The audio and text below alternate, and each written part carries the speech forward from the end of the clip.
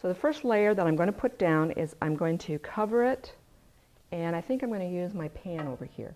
I have some medium left over.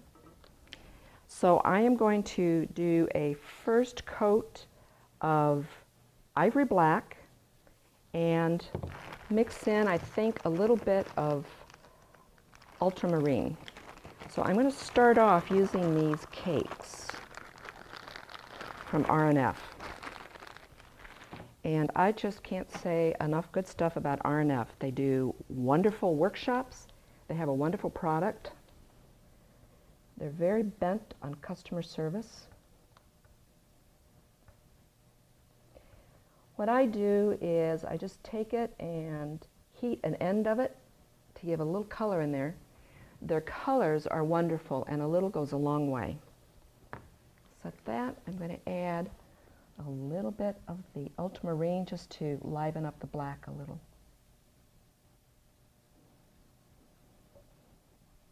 Yep, let's try that and see how that goes.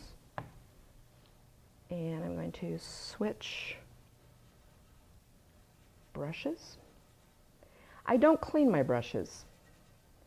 When I take one out, I wipe off as much of the wax as I can. Here I'm just wiping off the medium and set it over here. So I don't bother cleaning them. I just let them become sort of a generic color. So I have some light blue brushes, some dark blue brushes, red, yellow, gray, black. You can clean your brush if you like. There is something called cleaning wax, or you can use paraffin, but I don't bother, especially using cheap brushes.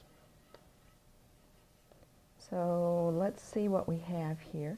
So I'm mixing the color from the cakes in with the medium.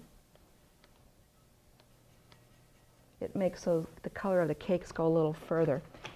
You see that I have my brushes here on some inexpensive white paper plates. Well, a tip that I got from a local artist, one of the first women I knew to do encaustic, was keep something like that. It helps you get an idea of what your color is before you go on the board, and that can be really important. You don't want to mix a color, put it down, and go, uh-oh, why did I do that? Now, ideally, I might have wanted a bigger brush to do this. So this is going to just take me. But I'm kind of liking this. This is a good... Actually, I do have a bigger brush, so I am going to switch horses. That's sort of a black.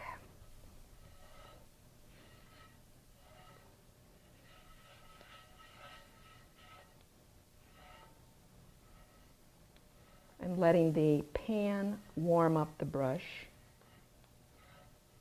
Had I realized earlier I was going to use this brush, I would have set it in the pan and let it warm ahead of time, but it warms up quickly.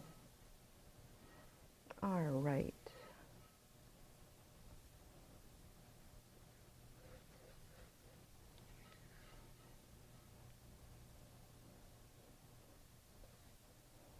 Again, you have to work quickly.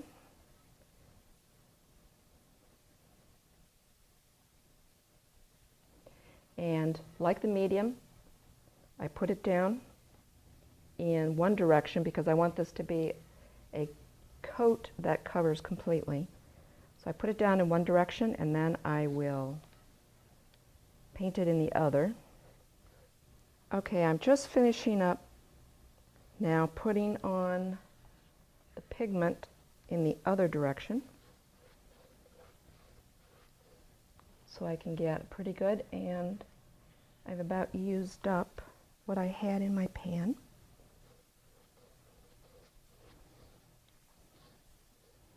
That's excellent.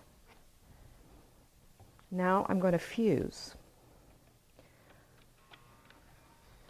So my heat gun is on the highest setting, and I'm going to fuse fairly quickly,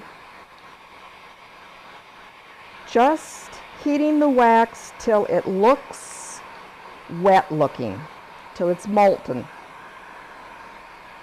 I'm not trying to smooth it out. I'm not trying to get rid of all the brush strokes or the little air holes.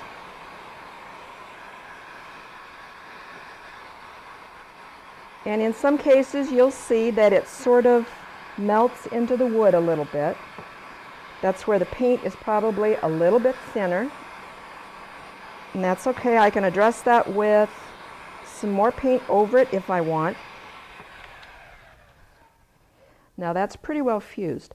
The air holes, I can still keep going and get those air holes out, but more of the paint will start sinking in.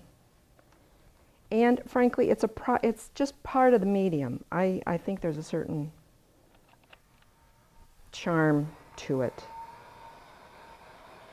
And the more you work it, a lot of those will come out anyway, kind of work themselves out. Or I should say, fill themselves in. Okay, I've been letting this board cool, and I think I'm just about there. I've also been wiping the remainder of the black out of this pan so I can use it shortly. And you have to keep wiping it. You'll be surprised how much it takes. You're pretty sure you're done, and you put a clean one in, and you'll find there's a little more color in there. You can also take just a little bit of beeswax or your medium and more quickly clean it.